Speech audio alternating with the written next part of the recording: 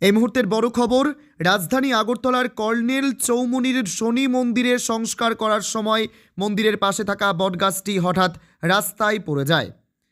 এতে করে যানজটের সৃষ্টি হয়েছে কর্নেল চৌমুনি এলাকায়। এ গাছ ভেঙে পড়াতে বহু ইলেকট্রিক পিলারের ক্ষতি হয়েছে। এতে করে যানজটের সৃষ্টি হচ্ছে। এলাকার মানুষের দাবি প্রশাসনের খবর দেওয়া হয়েছে।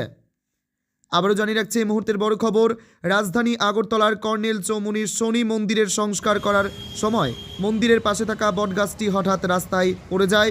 এতে করে যানজটের সৃষ্টি হয়েছে কর্নেল চৌমুনি এলাকায়। এই গাছ ভেঙে পড়াতে বহু ইলেকট্রিক পিলারের ক্ষতি হয়েছে। এতে করে যানজটের সৃষ্টি হচ্ছে। এলাকার মানুষের দাবি প্রশাসনকে খবর দেওয়া হয়েছে।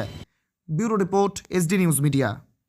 মন্দির সংস্কারের কাজ চলতেছে আর কি। কাজ চলতেছে তখন এটা পুরান মন্দিরের মধ্যে হেলান দেওয়া ছিল। তো মন্দিরটা পুরান মন্দিরটা ভাঙা হয়েছে, তখন এটা ভাঙ্গা বোঝা গেছে।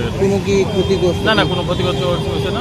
লগে আমরা সবাই যোগাযোগ করছি, ডিএম সবাই লোক যোগাযোগ করছি। সবাই চেষ্টা করতেছে তাড়াতাড়ি এটা কাঠটা পরিষ্কার করা। গাছটার বয়স কই মনে হয়? বয়স আমার মিনিমাম তো 20-30 বছর তো হবে। এমন এটা যেহেতু এই রাস্তা এখানে অনেক উঁচু বা